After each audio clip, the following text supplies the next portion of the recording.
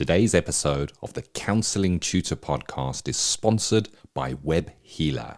You're a counsellor in private practice and you need a website, or you've got an existing website which you need help with. Web Healer are offering Counselling Tutor Podcast listeners, that's you, £100 off the cost of a website design and build. Now, Web Healers specialise in websites for counsellors and psychotherapists. It's what they do. And the Web Healer team provide a completely non-technical, done-for-you solution, leaving you to focus your time on your clients. Operating for 20 years, Web Healer are a trusted resource amongst counsellors when it comes to getting your practice online. So get the package details and claim your £100 off coupon for your new website by going to counsellingtutor.com/website. That's counsellingtutor.com/website. Welcome to the Counselling Tutor Podcast, the must-listen-to podcast for students of counselling and psychotherapy. Here are your hosts, Rory Lees-Oakes and Ken Kelly. Hi, I'm Rory, and with me, as always, is Ken. How are you doing, Ken? I'm exceptionally well, Rory. I really am, and I'm very grateful that you have joined us as a listener for episode 243 of the Counselling Tutor Podcast. You're in good hands with Rory and myself, and we warmly welcome you. 3 topics we're going to be covering today, starting off with that theory in practice, where we look a little bit of theory that we might learn during our training, and then we see how does that really apply itself into practice. And today we're looking at contracting. That's a massive, massive topic. There's a massive theory side to that, but also how does it show up in our practice? We then go on to Practice Partner, where we speak about setting up, running a private practice. Maybe part-time, maybe full-time. And today we're going to be speaking about the portfolio practice, where we incorporate other elements to balance off our practice as a counsellor or a psychotherapist. And then we end today with Practice Matters, where we look at an element of practice that may come up. We may see it in our day-to-day practice. And we have an expert that you reached out to, that you interviewed, Rory, that also built a really good lecture for the Counsellor CPD Library.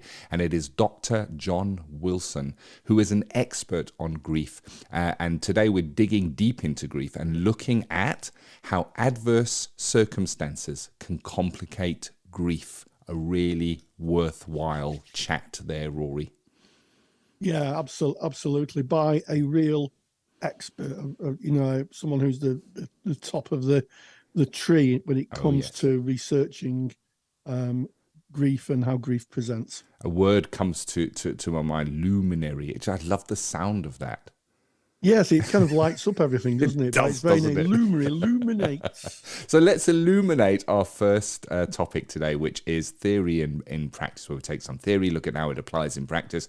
Contracting. Let's just start off with the theory of contracting before we look at how it appears in our practice, Rory.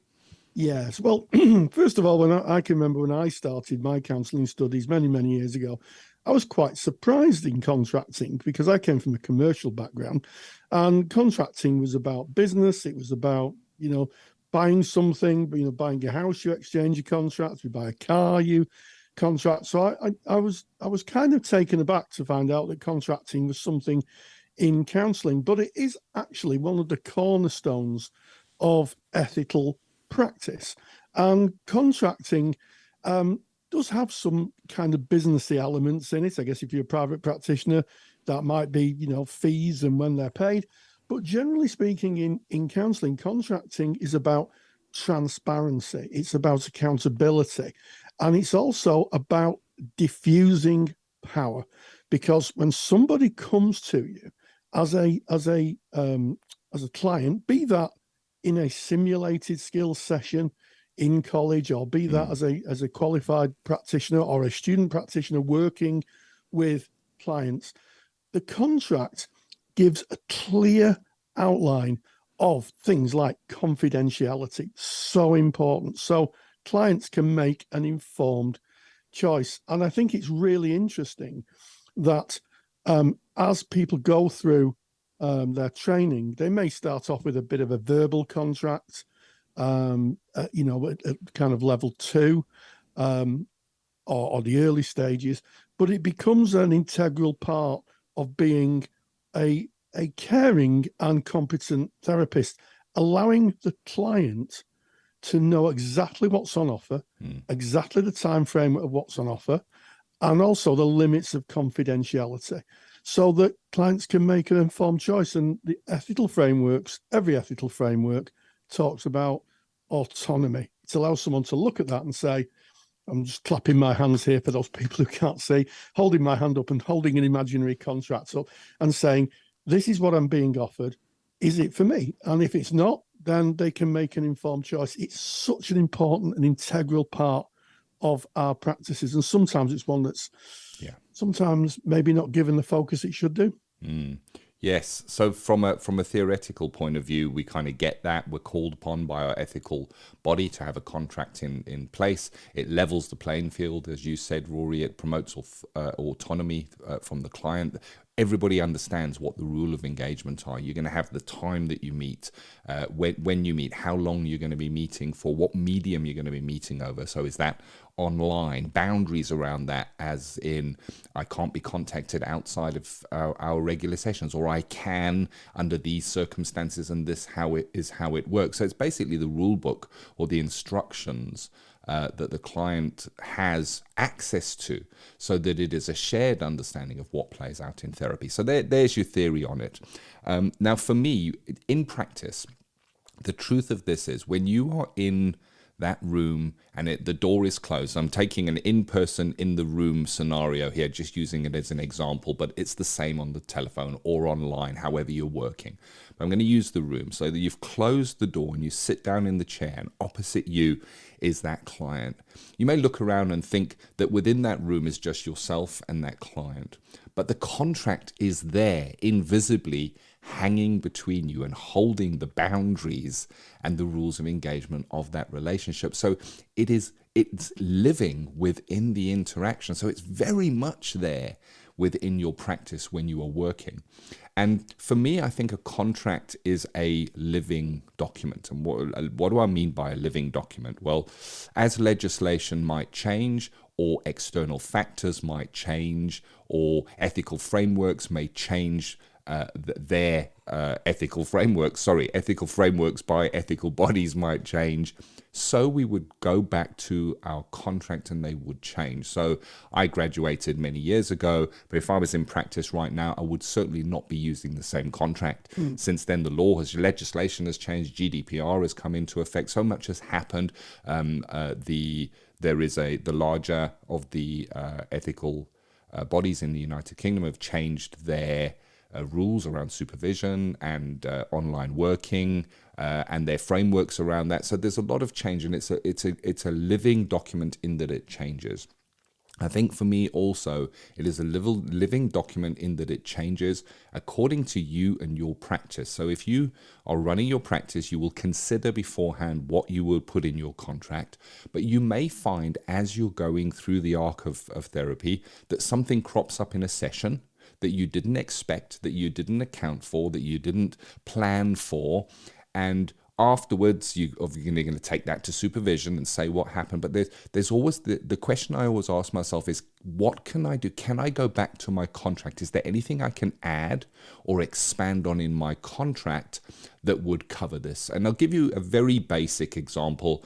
You might in your contract say that we meet for 1 hour and we meet on a Thursday from 2 o'clock to 3 o'clock. And that might be your time allocation for a client as an example. It may well be that the client arrives 20 minutes late for the session. And you might say to them, okay, well, we did say that it was from this time to this time, and that you can bring the contract back into the room. But afterwards, you might think about, okay, what can I put into my contract to cover if you're going to be late? So you may say, well, you're 20 minutes late, and the client may say, well, traffic was just at an absolute standstill. It's not their fault. They didn't do it purposely. And then in reconsidering your contract, you might put in a line that if you are going to be late and it is safe to do so, you might send me a text on the following number. And there's just an example of how something cropping up within practice might inform a change in your contract. Yeah, I like the way you've alluded to contracts being changeable living documents. And I think certainly when I went into private practice, I took the contracts I had as a agency practitioner, and I had to have a good look at it, because there were certain things that the agency asked for that I didn't have to ask for as a private practitioner. One, if my memory serves me right, was doing reporting forms. So the agency had funders. Funders wanted to know certain things about how therapy was progressing, and that was done with a tick box form, a very simple tick box form. Well, I didn't need to do that. And also, of course, the law changed. We went from, certainly here in the UK, the Data Protection Act of 1998 to General Data Protection Regulations of 2018. So that had to be rewritten, and I'm conscious, Ken, that we have an international listener who listens in, and the laws in your country would go into your contracts. The laws in the UK may not be applicable to laws in your country. So have a look at laws in your country. And one of the other aspects of the contract, you've talked about boundaries and how you're saying that the therapy takes place at this time and this time only, which is fine. But if there was ever a complaint put against a therapist, one of the things that the ethical body would ask for would be, what is your contract? Yeah. What is your contract? And if you've not, there's the old saying in services, if it's not written down, it doesn't exist. Yep. And when I started, verbal contracting was really what everybody did. In fact, my tutor said, you don't really have to have a written contract. Nowadays, I think it's essential, from my point of view anyway, to have a written contract, and the client gets a copy, and you make sure the client can understand the contract. So it should be written in very easy to access language, and in the language that a client can understand. If you've got a client who's not an English speaker, then I think there's the principal position there of having your contract translated into language they can speak. And I'm sure a lot of people have done that. But they are so important. And I want to discuss something that is sometimes people struggle with as therapists, I think, and that's power.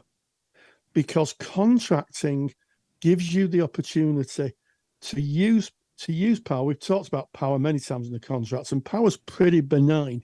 It's how it's used, it's how it's applied. And with a contract, you have a power to be able to take a decision in practice that may make a big difference to someone. So some people would have in their contract harm to self and harm to others. And if a client came in and said, I'm going to, do X, Y, and Z to A, B, and C, and they had a plan and they were going to do it, then as a therapist, you could break confidentiality. We both understood the limits of the contract. You may save someone's life. You may save the client's life, in terms of, a client may be talking about taking their own life. And, if you have that built into your contract, if I believe you're going to harm yourself or others, you can use that power that's within the contract, maybe to help and allow the client a little bit more time to consider their position. And I think that's something that really isn't talked a lot about in terms of contracts, and it gives you the ability to use power in a positive way. It's interesting that you say that, Rory, because as you're saying that, it's a seesaw for me, because yes, we need to have that initial power used for the forces of good to create that protective bubble and that environment. And there are just legislation and things outside of our control that we don't choose, that we have to comply with, like legislation that we need to share with the client. And I guess there's a power imbalance in that, because we're saying this is how it's going to be. This is it. I've written it down here. But at the same time, it balances the power because it gives the client the full understanding of what is an offer. They have the right at any stage to go, you know what, no, I don't agree to this, and I'm not going to take part in therapy with you, which means that they have the choice of entering into this. And it depends on your modality, but you may be working with a modality like person-centered, where the client directs the way within therapy. Well, of course, within the contracting, that is not so. It can't be so because we have to put that over. We have to contract. But I guess at the same time, it is person-centered because we're saying, do you understand that? Is there any questions you may have about that? Are you okay to proceed within the parameters of this contract? So it is person-centered, I guess. And what you said, Rory, in terms of if there is a complaint laid, the first document you're going to be asked to produce is your contract. And I guess the second part of that is to evidence in some way that contract was shared with the client and it was accepted by the client. You know, and that can be tricky. And I know we train counselors in online and phone counseling. We have for a number of years now. And contracting is very much a part of that training, because contracting when working online or via phone or via a digital technology will differ from a in-person, in the same room, face-to-face interaction. And in terms of the challenge that might come up there is, how do you evidence that you shared this? How do you evidence that the client agreed to it? So if you're in the room face to face, they can sign it. But if you're working online or via telephone, how is that done? And of course, there are digital technologies available now where you can send a digital copy of something. The client can read over that and they can digitally sign that and send it back. And it carries almost a watermark that evidences that they did see it and that they did sign that. And there are apps that you can go and look. If you look digital signature apps, you will find them available. One is called DocuSign. We don't endorse that. It's just a keyword that kind of to start your own research on that one.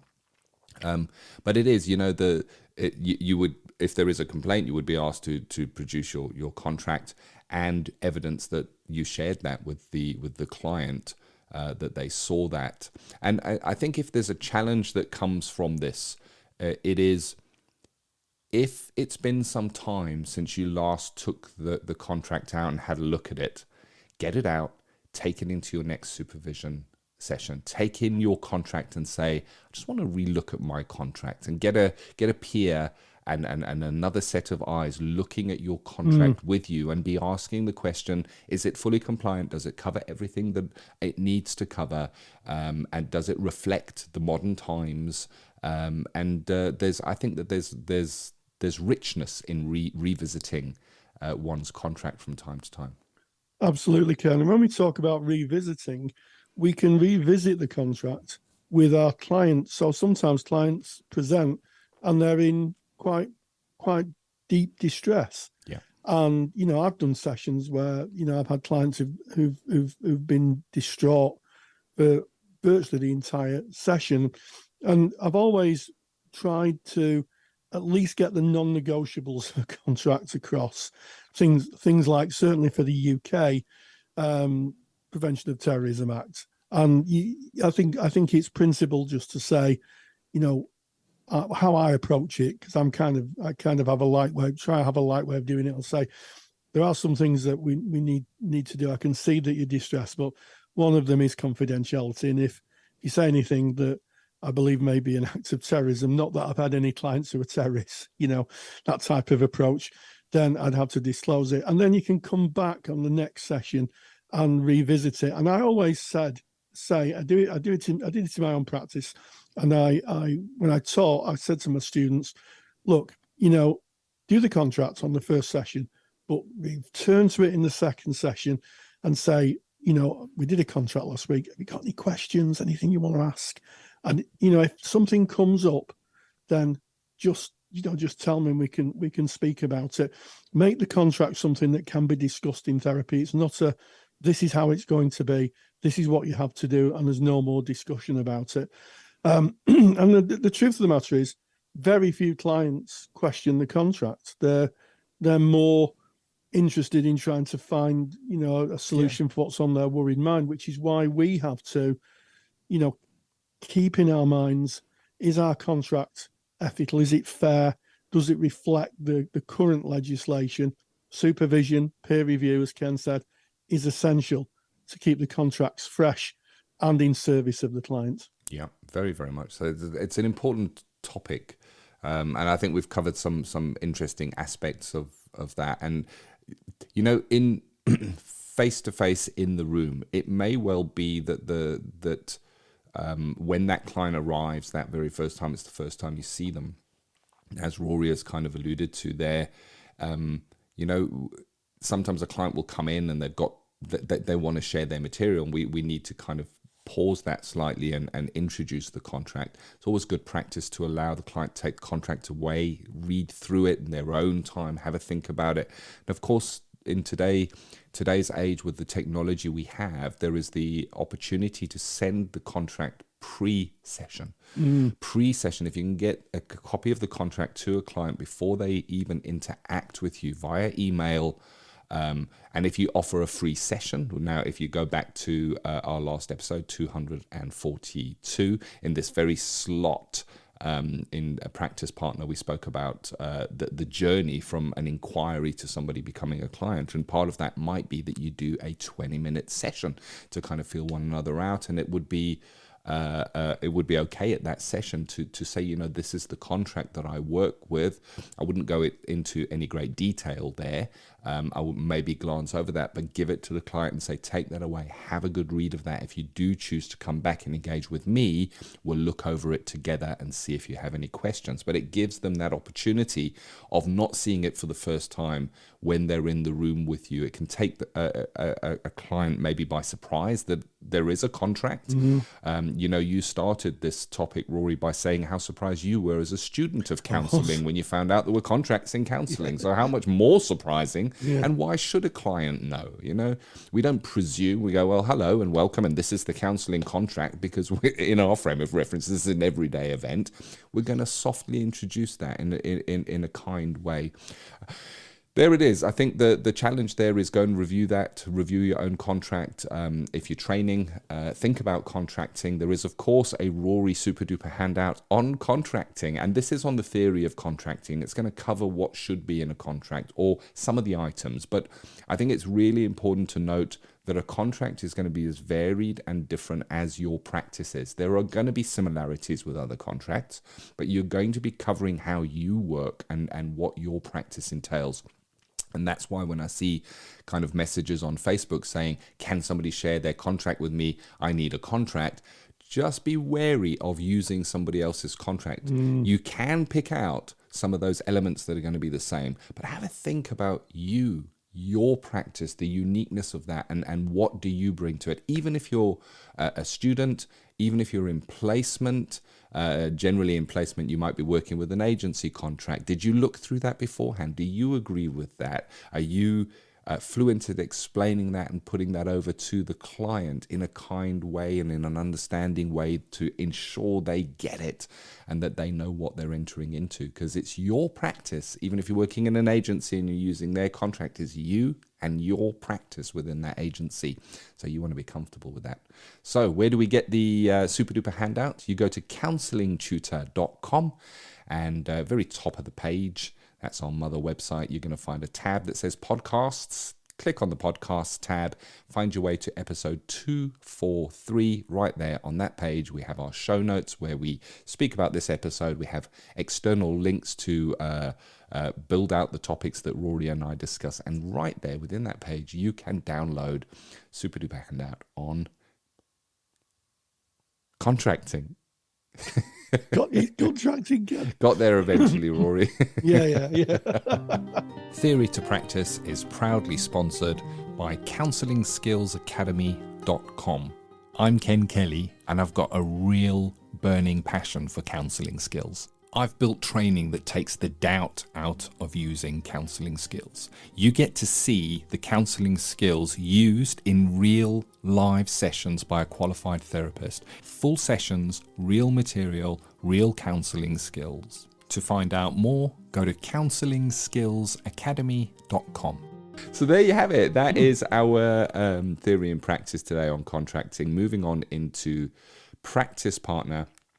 The portfolio practice rule. What is a portfolio practice? Well, I think it's interesting, and it is a question that comes up quite a lot in our Facebook group. And if you're not a member of our Facebook group, go to Facebook, type in Counselling Tutor, knock on the door, and our friendly moderators will let you in, and you can join thousands and thousands of like-minded people, counsellors, students, tutors, supervisors, all talking about the world of counselling and psychotherapy. And one of the big questions that always gets discussed is, when I qualify, what am I going to do? Where's the work? How am I going to develop my practice? And the portfolio practice effectively is doing different things themed to what you're studying. So you've studied counselling and psychotherapy. You might have studied psychotherapy or counselling. What else can you do? And there is so many things that you can do apart from working with clients. Super important working with clients, and that's why most people decide to be counsellors. But there are other services. You could do CPD. You could do, think about doing coaching. And I think one of the really interesting things that I've noticed and I picked up in our Facebook group is we're seeing those who are qualifying having real specific interests in certain areas. Yeah. And there's no better way of developing that as something that you can, for want of a better word, sell. You can use that to gain an income. People have done a lot of research on something. That might be something that you can use as a consultant for an organization that's starting up. I know from my own practice, I started as a therapist, and then I went on to be a support worker and learned how the mental health services worked. Which was really interested. I worked in the criminal justice system, or an adjunct to the criminal justice system, so I understood, mental health and offenders and an idea of what was going on for them. And then eventually, I started teaching. So I've had quite a portfolio career and continue to do so. But I think it's making the most of opportunities. Ours is a rich profession with lots of voices. And I think, contributing to being those voices, if you've got an idea, if you've got a particular passion, then pursue it, and it can make you part of your career, Ken. Yeah, definitely. So this slot, practice partner, is all about going into private practice, earning a living from counselling. And Rory, you put it beautifully in terms of you get to the end of your studies and it's like, now what? And we see it so often in the Facebook group. Is there any work in counselling? And it can be tricky when you first graduate, when you first go out. It can be tricky when you first start your private practice. For example, you may be working in an agency, have more than enough clients, and decide, I want to do this on my own. And you go into your own private practice, and we've discussed in previous episodes kind of what that might what the building blocks of that might look like. But one of the guarantees is that it takes time. It takes time to build a practice. It really does. It takes time to get the word out, to become established, to have the referral pathways coming into you.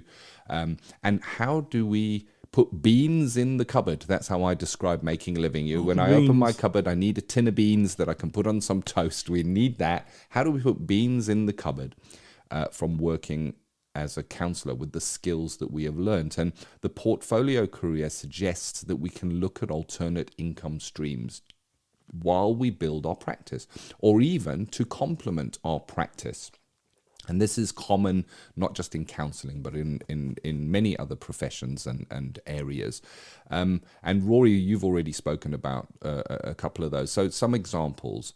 Perhaps you have a special interest in a certain area within counselling or psychotherapy. Perhaps you've studied extensively in that area. Perhaps you wrote your master's in that area. Well, there's an opportunity to maybe share that information with other therapists that may benefit from that through presenting CPD lectures. And CPD lectures, you can promote them yourself. You can use the Facebook groups that are out there to say that you're doing a certain CPD. There are ticketing services online, like, and I'm just using this as an example, like Eventbrite, where you can list it and people can buy access to your CPD, and you can train others or guide others in your area of specialism. You can be known as an expert in that area. So delivering CPD is perhaps an area. If you're really passionate about a certain area and you're delivering CPD on that, maybe there's an opportunity to self-publish a book. You know, in this day and age that we live in now, on Amazon, you can actually publish a book where you submit the words and they do the rest of the work for you. They'll even find you a cover photo and lay it out for you and the whole tutti, and you put it up there and you can sell it on Amazon. And I have a book, Counselling Skills, a Student Guide. Rory, you have a book available on Amazon. We've co-written a book together on online and telephone counselling, a practitioner's guide, and they do pretty well. You know, we're sharing that knowledge with other counsellors, people buy them, and it is a supplement to income coming in. So we now have that you can do some CPD, you can write a book, and I just have to put out there, many of you will know, if you're a regular listener, you're going to know I'm dyslexic. Rory, you dyslexic? I'm dyslexic, yeah, definitely. Both of us dyslexic. You know, if someone has said one day you'll write a book, I would not have believed them, because I'm dyslexic and writing just brings up all kinds of stuff for me. But we used a service where we wrote it as best we could with all of our dyslexia and gave it to a professional who kind of went over that. So if you do have kind of barriers where you think, oh, I can't do that, because there are ways around it. And just as an example, if you go online, there's a website called Fiverr. It's Fiverr, Fiverr.com. And you can find services on there like copywriting or proofreading or something like that. So you can have assistance to bring something like a book to market. And then another area is, as you said, Rory, teaching. And it's certainly what I did. You know, when I graduated, I looked at going into my own private practice, realized that was going to take some time. I worked in a medical center for some time as I was starting to build the private practice. And I went and did a further education, a teaching qualification, and taught alongside Rory. And I supplemented my counselling income with teaching. I was still involved in counselling. It was still involved in making a difference, because the students would become passionate and they would go out and see their clients. So it was still aligned to the core values that brought me into wanting to be a counsellor at the first time. And you know, the thing is, there's a shortage of tutors. If you go and do that bit of extra training after you graduate, you certainly not struggle, I think, Rory, to find tutor jobs. It's true, and I did my teacher training, and one thing I didn't realise was that once you qualify to be a teacher, you can teach what you know. Yeah, you can teach what you know. So that kind of opened the door. And as you were talking, Ken, I just went back to my student days, where, you know, this was brought up. I think it's probably in my certificate, which would be, I think, about 2000 maybe. And it would have been in 2000, I think. And somebody said, you know, well, how would you do that? And how would you know, if you had a skill, how would you do that? And the tutor said, what we'd do is you'd write a letter and you'd put a stamp on it and you'd send it to people who are interested. And gosh, haven't times changed? Oh, yeah. You know, with the advent of social media, especially YouTube, you've got literally your own TV channel. You know, you can apparently you can load videos up onto YouTube and become popular. That's what I've been told. And there's lots of opportunity. And one of the things that I would say is that those people who've got a real passion, who really want to change things and make things better, their voices tend nowadays to get heard. They may not get heard in the traditional sense, you know. Many years ago, you had to write to a publisher, and it took a long time for the publisher to respond. But nowadays, things are a lot faster. And if you've got an idea or a supplement to an idea, it's amazing. It's amazing what you can do, you know, just by what's on your computer. It's the opportunities, I think, are there. It's just a case of having a really good strategy to get known and to get your ideas across. Yeah, I think it starts with thinking. Is a portfolio practice of interest to you, and moving in that direction? Do you have a book in you? Do you have a special interest in you? We've spoken about that CPD, and I guess the step up from CPD is building a little mini course where you teach something that you know. And the truth of the matter is, I think, Rory, you were speaking about your portfolio career, but I think your portfolio career is so much bigger than that, in that you now are owner director in Counselling Tutor. Yeah. And it really is an example of a portfolio career. It's so aligned to counselling, yet it's different. We do a podcast, and we're not experts. We say this all the time. We are not experts. We are two peers that get together and we talk about topics that are of interest that would come up in our Facebook group. And we're on episode 243 at the moment, and we're around about 2 million downloads. That means that people want to hear it. You're listening to this right now. People want to hear, and I'm nobody special. That I can promise you. I won't speak for Rory because I think you're rather special, Rory. But it's about self-defecation. Is that? Oh, that didn't sound right. That deprecation. Yeah. Okay. The letters are going to be streaming in now. Yeah. If you're watching me on the YouTube version, you'll see I'm going slightly red now. Is that a Freudian slip, Rory? I think someone might be saying it's a Freudian slip, but and the psychoanalysts have got the pens out. Yeah. But there you go. What have you got to say? What have you got? And in Counselling Tutor, we built a CPD library because we had so many professionals saying, that CPD, that I would get in a car, drive for 3 hours, stay at a hotel. So we built an online CPD library, and the content in that online CPD library is created by therapists. It's created by therapists who've got a special interest in a certain area and are able to do a lecture on what they know and share it with other therapists. So there are so many opportunities out if we consider the portfolio career. It's just looking, I guess, out of the box slightly and looking at what complements what we do. What can we grow, and how can we serve in other ways that will put tins of beans in the cupboard? And we come back to that, of course, because we're speaking about practice partner, and it's about going into private practice. There you have it, Rory. There you have it, Ken. And I like that. I like what you say. Yes, we have to put tins of beans. Well, I tried to avoid tins of beans. I lived on enough beans when I was a student. I think we had beans on toast 3 times a week. I wanted maybe tomatoes or something a little nicer, and everything that you do in terms of wanting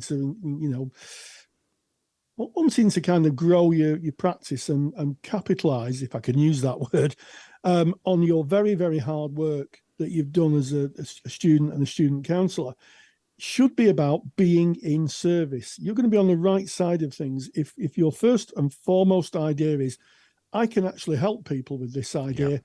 People need this, and you then develop it. That was the whole reason for the YouTube channel, for everything we've done in Counselling Tutor, to help other people. It was an extension of our teaching practices. And I would agree with you, Ken. I'm nothing special. I was someone who didn't have any qualifications until I walked into the college at 42 or 43. I'm dyslexic, and I just tried out different ideas. Just try this might be helpful for people, that might be helpful for people. Everybody's got some kind of gift, and if you can harness that, you are away. Finally, there is a principal position. I know that some colleagues just want to be counsellors. That's all they want to do. And if that is who you are, then more power to your elbow. A portfolio career might not suit everybody. And if you just want to be there just to do the work, just to do the craft, then I take my hat off to you, to be honest, Ken. Yeah, me too. And again, it comes back to Rory and I are by no means experts. We're just two peers having these discussions, and we just hope that they are useful for you. And I guess the motivation for bringing Portfolio Career today was to just spark that there are other alternatives. If we are blinkered in on, I am a counsellor, I need to find a counselling clients, or a counselling job, it can narrow what opportunities are out there. What is your special interest? We have many peers. We've got Tamara, who loves paperwork, so she started private practice paperwork and serves fellow counsellors via something that I don't like. I don't like doing paperwork. She does. Who'd have thought that you can start a business like that? And it's wonderful, and she's well supported through that. So what is your superpower? What would you consider out a portfolio opportunity for you is the consideration. So there it is. That's Practice Partner. We're now moving on to Practice Matters, where we take an element that may well arrive in front of us in our practice. And I think grief, Rory, is something that comes in all the time in many, many different ways. And I know that you met up with one of the top researchers and lecturers into grief, and of course that is Dr. John Wilson, to delve deep into grief and look at how adverse circumstances can complicate grief. Yes, and I think it's a great example of someone who specialises in one specific area. I know that Dr. John Wilson is a well qualified person in other areas, but he's well known for grief. And I spoke to Dr. John Wilson about how adverse circumstances can complicate grief, the world of complicated grief. He's done a fantastic lecture for us, and I caught up with him to ask, what is how do adverse circumstances impact on grief? And this is what he had to say. Practice Matters. The National Counselling Society is proud to sponsor Practice Matters. National Counselling Society are really excited to have launched their Children and Young People Therapist Register for counsellors working with the younger age group. To find out more, visit nationalcounselingsociety.org. nationalcounselingsociety.org. And we welcome Dr. John Wilson, who's done a fantastic lecture for us on understanding how adverse circumstances can complicate grief for both the CSR and the CPD library. So, Dr. John Wilson, thank you so much for joining us. My pleasure, Rory. Now, the title of the lecture is Adverse Circumstances. What do you consider to be adverse circumstances? How would a practitioner know that grief is being complicated by adverse circumstances? Well, there are some things that you could kind of recognise from common sense, I suppose. So, for example, if it was a sudden and unexpected death, if it was traumatic, you would expect there to be a chance of complications. But actually, that isn't always the case. Sometimes people can have quite traumatic situations, but because of their natural resilience, they're not. The grief isn't complicated as a result. But there's one or two other things that are perhaps less likely to be in our thoughts, really. So, for example, personality plays a big part. Attachment style. I mean, insecurely attached people are likely to not do as well. Where somebody loses a spouse, if there's been a real high emotional and even practical dependency on that person, that's going to make a huge difference as well. And then things like, for example, losing a partner is probably worse than losing an uncle or an auntie or a sibling or something like that. So those kind of things. And then another one that perhaps you wouldn't expect necessarily is the part played by loneliness and isolation. That can be a complicator as well. So they're the kind of main ones, really. That's things that you would be obvious, but sometimes even what looks obvious doesn't turn out to be a complicator. And there's less likely things that might catch you out.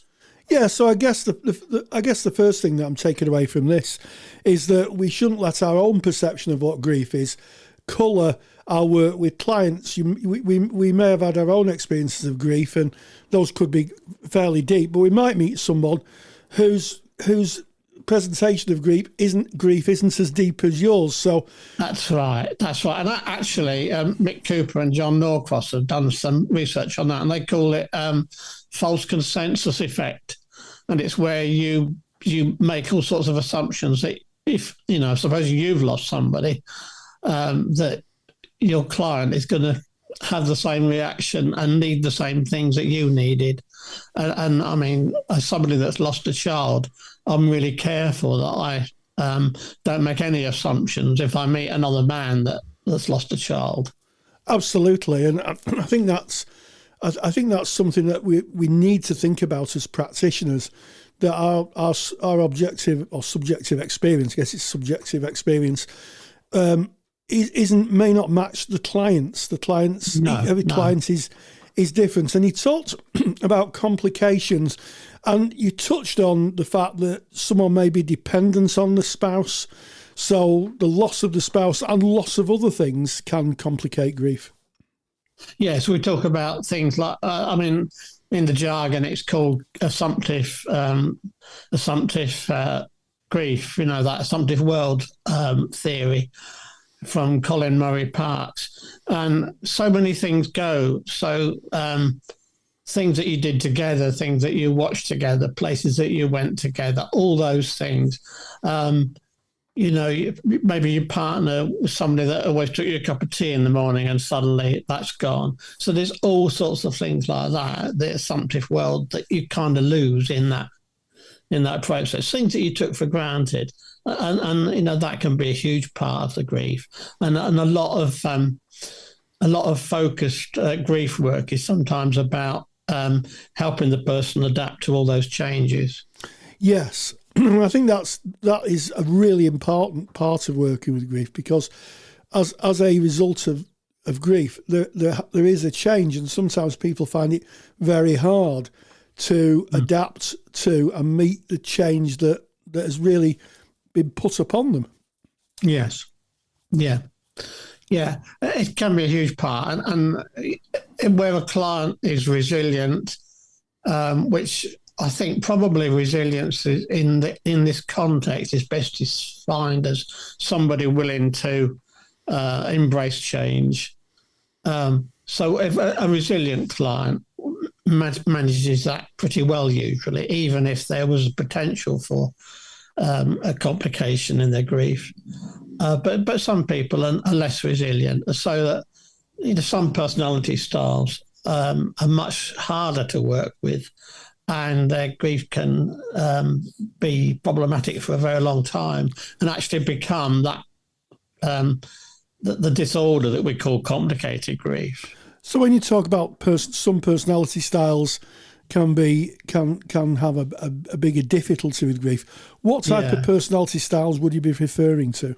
Well, I think the research just refers to it as high neuroticism, which is a bit judgmental, but that's what the research says. That's the terminology they use. But I think also attachment style has got quite a lot to do with it. But when sometimes we meet a client and we just notice that they're a bit, that there's something about their body language that's quite clingy, that they hang on every word, they want to be quite close to us physically sometimes, and we can feel quite claustrophobic as practitioners.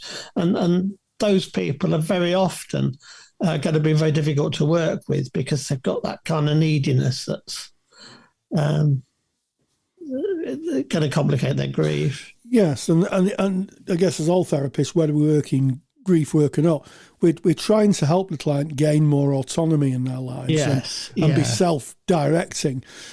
What would a therapist need to consider if they had a client who was very clingy, who was absolutely bereft? Is there any direction that a therapist can go that might negate or be able to work or contain that presentation or those presentations? Yeah, well, I'm quite proactive in so much as I can sometimes be quite directive. I'll give you a really good example. I had a client a long time ago who was finding it really difficult to adapt to the loss of her husband, but that was all that was in her life. And so, we talked about, well, she needed other things to do, and she found groups that she could join. For a time, we even suspended the counselling while she did that, and I was able to facilitate a Macmillan group that I knew about that she could go to. and even had the facilitator look out the door for her because she was a bit nervous about going in the room on her own. And it was just huge. I mean, the change in her was enormous because she met other widows, she made friends, she went on cinema and theatre trips with them, and it did kind of change. So I think sometimes we do need to be quite proactive sometimes. The other thing that I do a lot of is just in working pluralistically, is that recognition that they're an expert in their own loss as well. And I think we have to sometimes, we often in Rogerian counselling talk about empowering the client, but actually they've already got power. Sometimes it's a matter of collaborating and tapping into their power and recognising there's two experts in the room. And I do find that's quite useful sometimes, and giving them choices about on which they work on first. I mean, it might be about developing a continuing bond. It might be about adapting to the loss. It might be about having times when they distract themselves from their grief with a hobby or an interest, or it's really just a matter of just tapping into what they need. But sometimes they need our expertise to present the choices in front of them.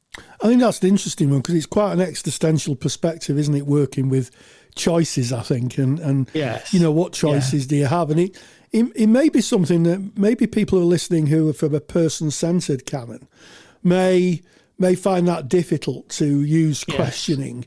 Do you think that you have to adapt your modality of therapy to work effectively with grief? Well, I mean, I trained in person-centred stroke relational in 1995 to 97. And kind of started working in bereavement work and started to use kind of a pure Rogerian approach as much as I could. And I actually found that it lacked something, that sometimes clients didn't move. And there's something about that numbness and that rabbit in the headlights of a newly bereaved person that sometimes it's almost like cradling them and picking them up and saying, this is what you need, this is what I can offer, and being that little bit more proactive. Yes, and you mentioned directionality, and I like the way you've alluded to maybe looking at outside support and expanding the options that a client may have when they don't know what the options are. And I think sometimes, Rory, there's some evidence that although women will very often want to work with their kind of emotions, and so on, men might be much more cognitive, much more practical. And there was some research done a few years ago with couples that had lost a child, and it was group work with kind of emotional support. The wives improved and the men didn't. And the researchers' explanation was that maybe men needed something much more practical and cognitive, and that sharing their feelings wasn't good for them, wasn't what they needed. Yeah. So I think it is that tapping into what's appropriate for the client. Now, I know there's at least one theory that talks about oscillation, clients oscillating between the loss and being proactive and engaging the world as it is. Do you think that, and I'm sure you're going to share that theory with us, but do you think that the use of that theory is helpful when working with bereavement?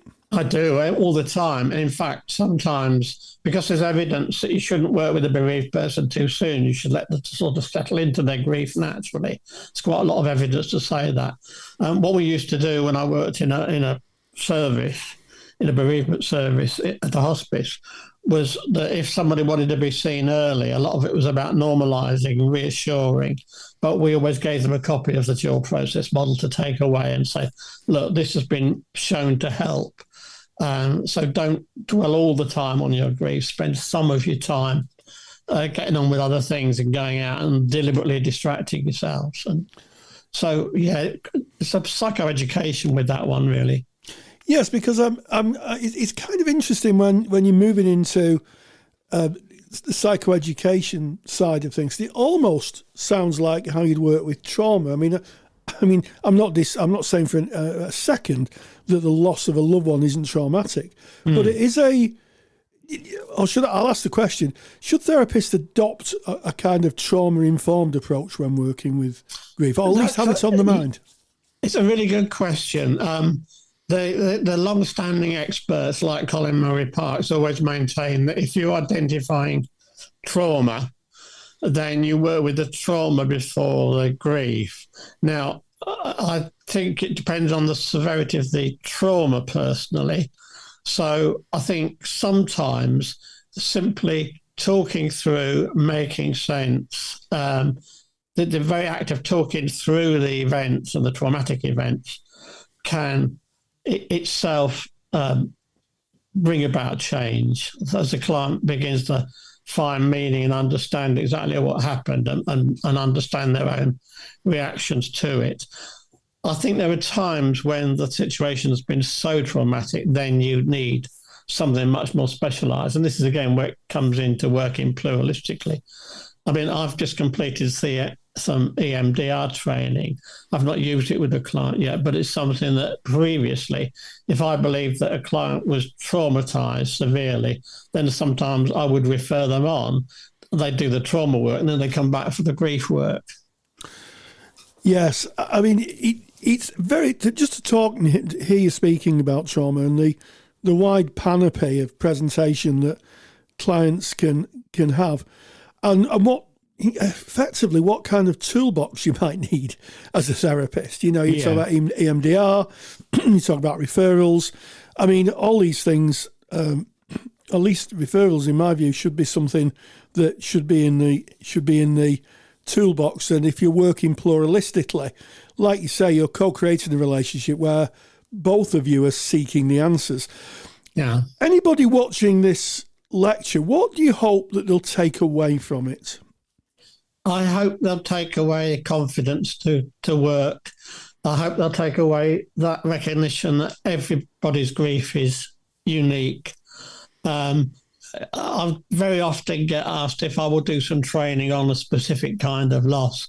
And I never do, because I always say that it's the uniqueness. You might need to know about the kind of things you will meet in that loss, but I can't tell you exactly how to do it. And I'm a great valuer of the individual skills and creativity. I was once managing 36 volunteers, and I was absolutely in awe of how they all did things in their own different creative way, and that celebrating that and valuing that rather than saying, no, we have a way of doing it here.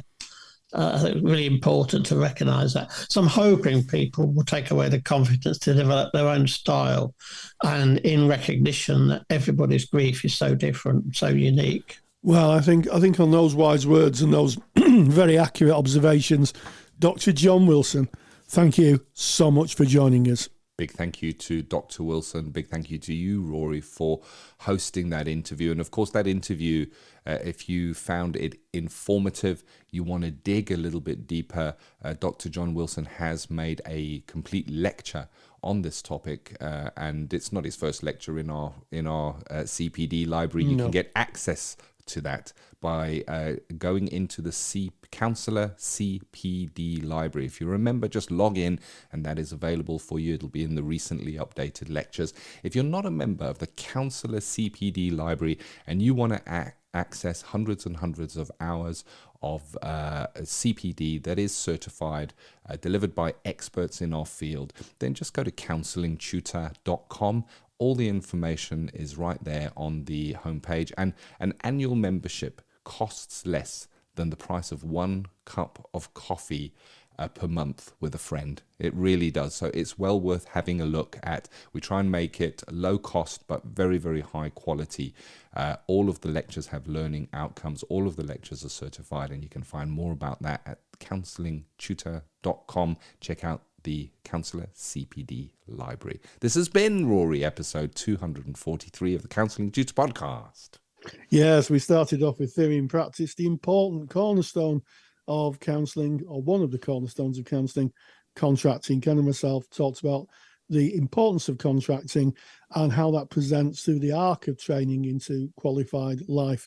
In practice partner, we talked about the portfolio practice offering different types of training and opportunities to someone who's qualified, and building a career of many parts. And then finally, I caught up with Dr. John Wilson in Practice Matters, and he told us how adverse circumstances can complicate grief, a link to a fantastic lecture that's actually in our CPD library. And as always, stay grounded and stay safe. If you're a qualified counsellor or psychotherapist, then why not check out the Counsellor CPD Library? Stay current with your CPD requirements with over 150 hours of academically rigorous, on-demand lectures you can stream to your device. Joining Counselor CPD will expand your skill set to create a more specialised, highly rewarding practice. For more information on the Counselor CPD Library, visit counsellingtutor.com. Thank you for listening to the Counselling Tutor Podcast. Find the show notes for this episode on our website at www.counsellingtutor.com.